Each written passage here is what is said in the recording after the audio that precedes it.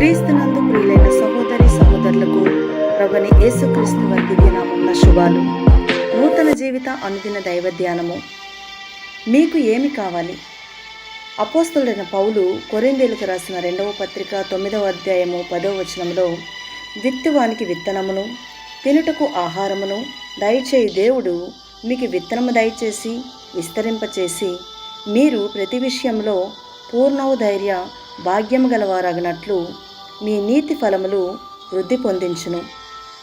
రోగులను స్వస్థపరచడానికి, వారి అవసరాలను తీర్చడానికి మరియు సువార్తను పంచుకోవటానికి యేసు తన శిష్యులను పంపినప్పుడు, మీకు ఉచితంగా లభించింది ఉచితంగా ఇవ్వండి అని వారికి చెప్పాడు. మత్తయి సువార్త 10వ అధ్యాయము 8వ వచనం.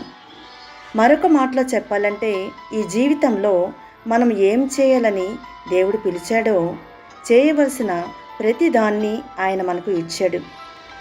అతను మనల్ని విజయవంతం చేసేందుకు సన్నద్ధమయ్యాడు. ఈ జీవితంలోనే దానిని అందుకోవడానికి మనకు శక్తినిచ్చాడు.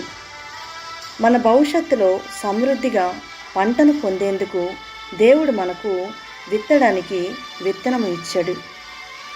మనకు కావలసిన విత్తనాన్ని దాచి ఉంచిన దేవుడు ఈరోజే మన చేతిలో ఉంచాడు. అయితే ఆ విత్తనము ఉత్పత్తి జరగాలంటే అది నాటబడాలి, దానికి నీరందించాలి, దానికి ఎరువులు వేయాలి. ఈరోజే మీ విత్తనాన్ని ఎక్కడ నాటాలో మీకు చూపించమని దేవుడిని అడగండి. మీరు సరైన భూమిలో విత్తుతున్నానని మరియు అతను మీకు ఇచ్చిన విత్తనము సరైనదేనని నిర్ధారించుకోండి.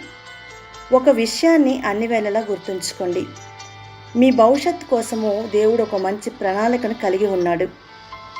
అతను మిమ్మల్ని ఆశీర్వదించడానికి మరియు మిమ్మల్ని పెంచడానికి ప్రణాళికలు కలిగి ఉన్నాడు.